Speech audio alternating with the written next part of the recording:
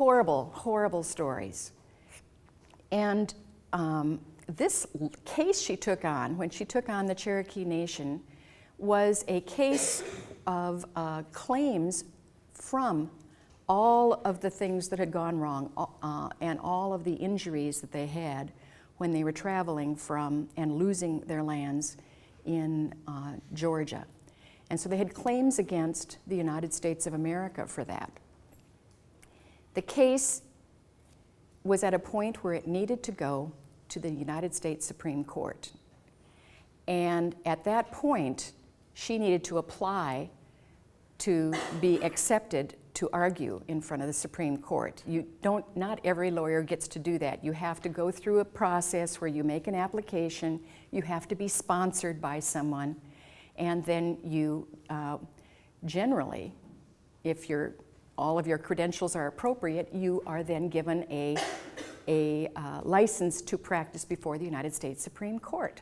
I have one on my wall, even though I've never ever argued a case there. But she needed to get this license because her clients needed to go to the United States Supreme Court.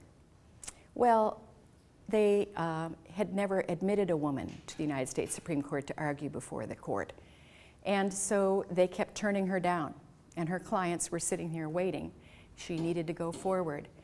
She ended up going to Congress, to the Senate, and she started lobbying them to pass a law that said that they needed to open up the Supreme Court to women.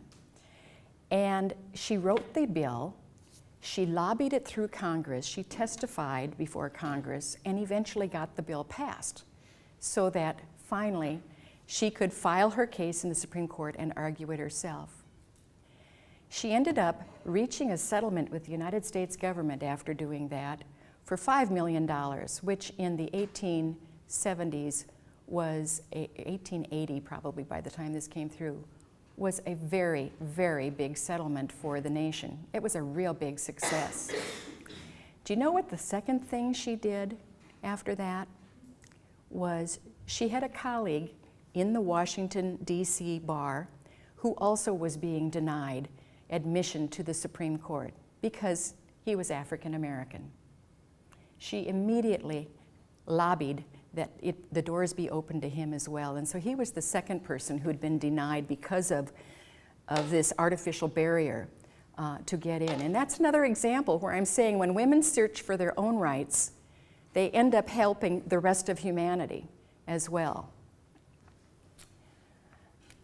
She went on to be a suffragist, advocating for women to vote, to have the right to vote.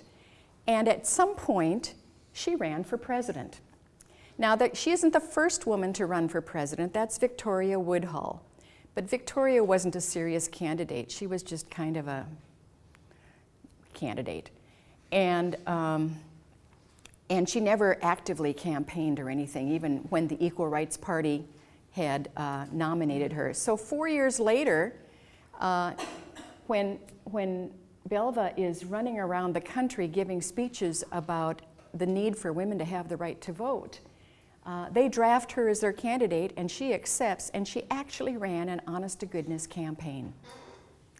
She got about 5,000 votes throughout the whole United States in the presidential election on the Equal Rights Party. That is hardly much of a showing, but when you consider that women didn't have the right to vote for her, she couldn't vote for herself. 5,000 men thought, you know, she's got a point. So I think that she really is truly the first serious woman who ran for president of the United States. And you know, it was just 2 years ago that I had the opportunity to vote for a woman for the United States in the Democratic primary. It was one of the most exciting things I can think of, just to watch that progression through and get to that point. Well, she didn't win, and she turned a lot of her attention then to world peace. And she was not running for Miss America, but she was constantly attending conferences, international conferences, and advocating for world peace. And so she's just one of my dear, dear jewels, my gems of foremothers. Let's go to the Cherokee. This is another woman I really admire. Her name is Wilma Mankiller. What a name, huh? Isn't that a great name for a woman in a women's studies lecture?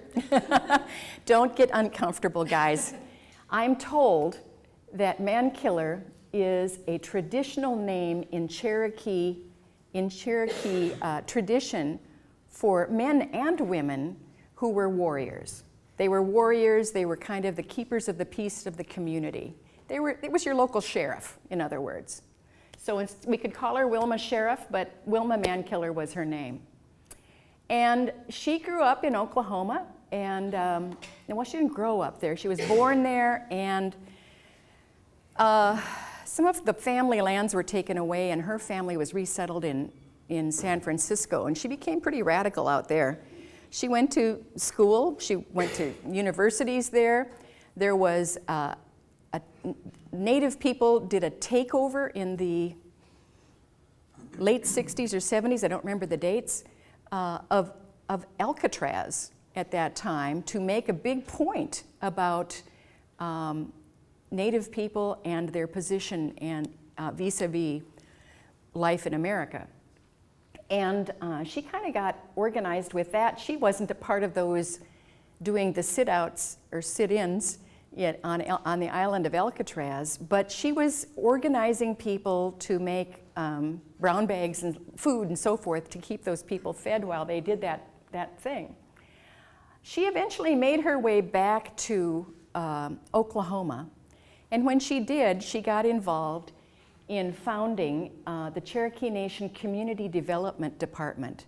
And she became really a community organizer, where she thought, we can't just sit around and complain about the terrible conditions we have on our reservation lands. We've got to do something about it.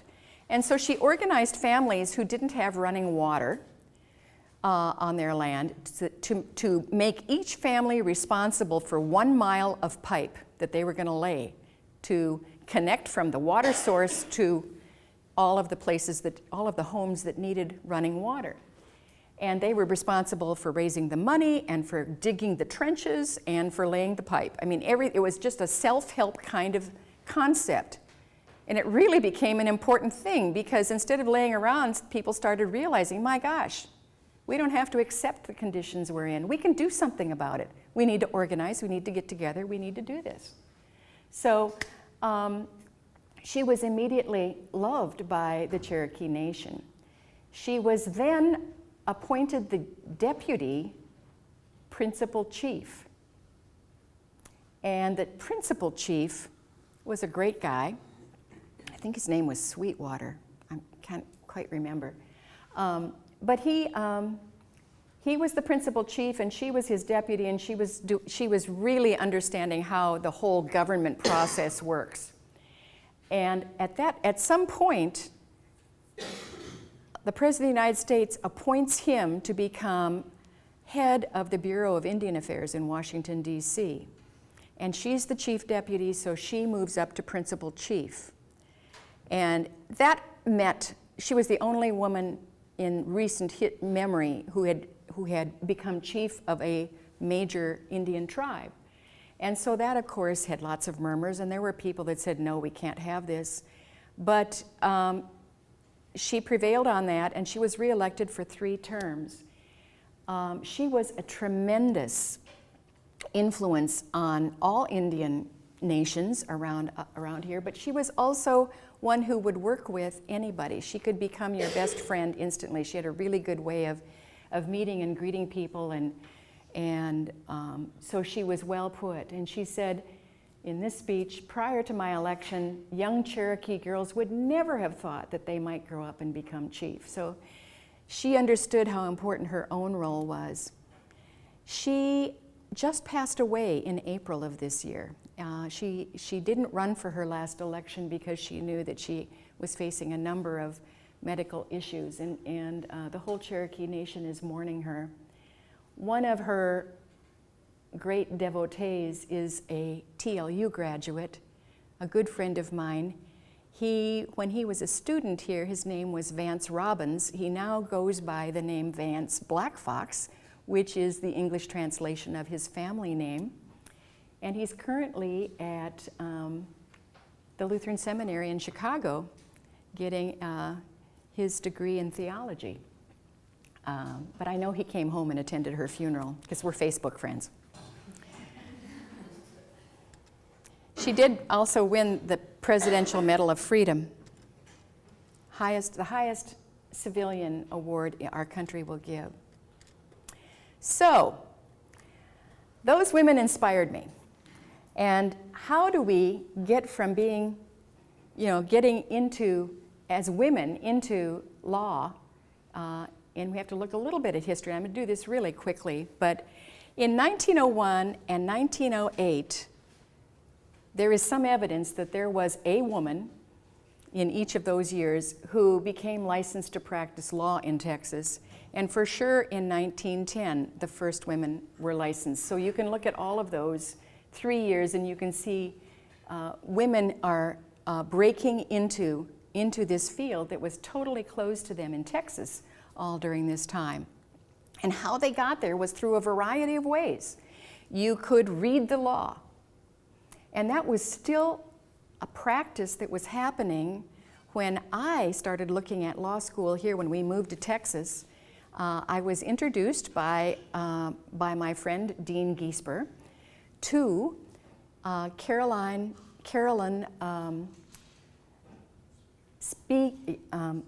Spears Peterson. Yes, thank you. Carolyn Spears Peterson.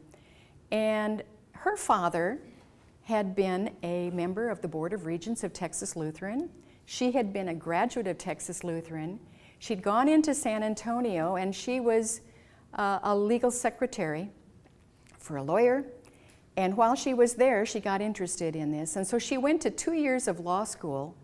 But then her last year, instead of graduating from law school, she just read the law, read it all she could, and discussed it with her boss that she was a legal secretary for. And that was a time-honored way of anybody getting their law education.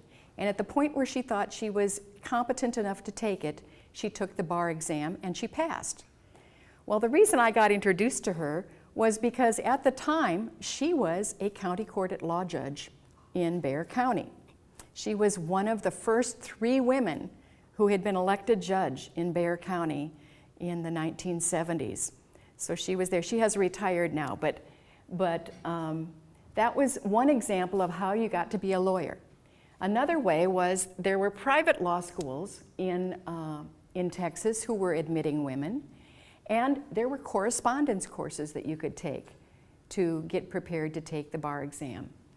But in 1914, UT Law opened up its doors to women, and it opened them up 4 years earlier, and it awarded its first law degree to two women. One woman actually returned to San Antonio and practiced law.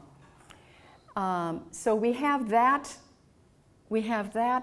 path now open. In 1920, when the census was taken, there were already 52 female lawyers practicing law in Texas. And today, at least 30% of the lawyers are Texas. It is growing because law schools today are about 50% women. So that number is going to continue to grow.